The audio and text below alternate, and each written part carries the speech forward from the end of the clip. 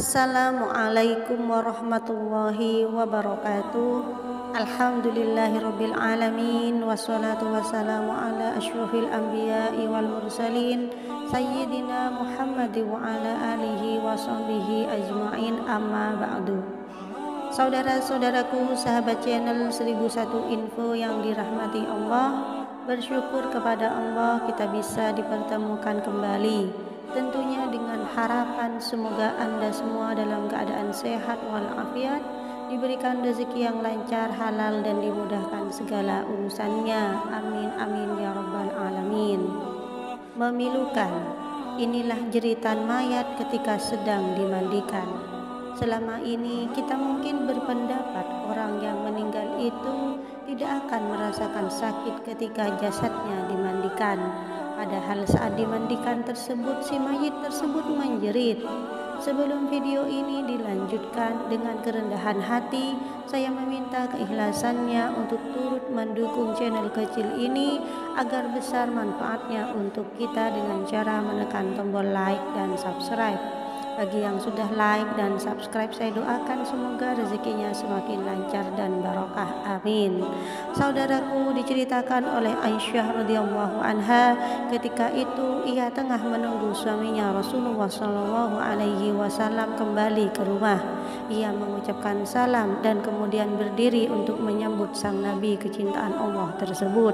Duduklah di tempatmu, tidak usah berdiri, wahai ummul mukminin. Begitu ucap Rasulullah Shallallahu alaihi wasallam. Kemudian Rasulullah turun duduk bersama dengan Aisyah dan kemudian meletakkan kepalanya di pangkuan istrinya tersebut.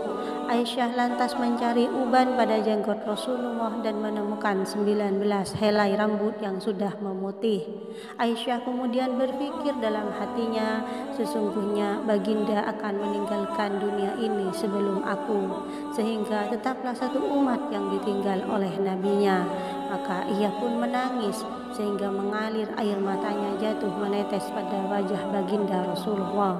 Sadar terkena tetesan air mata istrinya, Rasulullah pun kemudian terbangun dari tidurnya. Wahai ummul mukminin, apa yang membuatmu menangis? Tutur Rasulullah. Aisyah kemudian menceritakan apa yang ia rasakan setelah melihat uban-uban Rasulullah Shallallahu alaihi wasallam tersebut. Tahukah kamu kondisi apa yang paling menyusahkan bagi mayat? Kata Rasulullah Shallallahu alaihi wasallam. Tidak ada kondisi yang paling menyusahkan atas diri mayat dari saat keluar dari rumahnya. Anak-anak yang ditinggalkan berada di belakangnya serta menangisinya, kata Rasulullah. Itu memang menyakitkan, tapi masih ada lagi yang lebih pedih dari itu, sahut Rasulullah Shallallahu alaihi wasallam.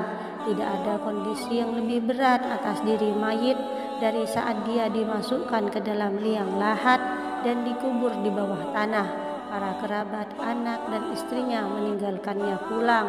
Setelah itu datanglah malaikat mungkar dan nakir dalam kuburnya, ujar Aisyah. Baginda kemudian tersenyum simpul mendengar jawaban istrinya itu. Beliau lantas menjelaskan bahwa sesungguhnya saat yang paling berat bagi mayat adalah ketika datangnya tukang memandikan mayat di rumah jenazah. Biasanya akan melepaskan cincin yang dipakai si mayit, melepaskan pakaiannya, kemudian memandikannya. Saat itulah ruh akan menjerit kuat di mana suaranya dapat didengar oleh seluruh makhluk kecuali jin dan manusia. Apa yang diserukan oleh ruh itu ya Rasulullah? Tanya Aisyah.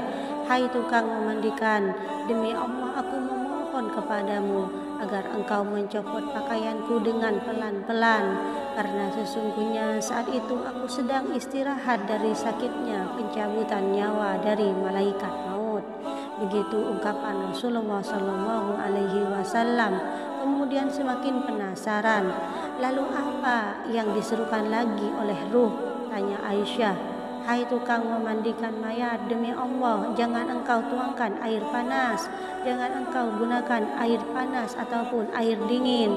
Sesungguhnya jasadku telah terbakar sebab dicabut nyawaku, ucap Rasulullah. Lalu ketika dimandikan, apa yang diserukan oleh roh itu? Tanya Aisyah lagi. Dan ketika dimandikan, roh itu berkata, "Demi Allah, hai tukang memandikan mayit, janganlah engkau pegang diriku terlalu kuat. Sesungguhnya jasadku masih terluka karena keluarnya nyawa."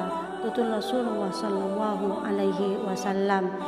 Itulah sakit yang dirasakan oleh mayit. Tentu kita sudah tahu bahwa saat pencabutan nyawa itu rasanya begitu menyakitkan. Bahkan Rasulullah Shallallahu Alaihi Wasallam pun merasakan hal yang sama dan bekasnya masih terasa hingga saat dimandikan. Demikian, semoga kita bisa mengambil hikmah dan pelajaran dari video ini. Terima kasih telah menonton sampai selesai. Wassalamualaikum warahmatullahi wabarakatuh.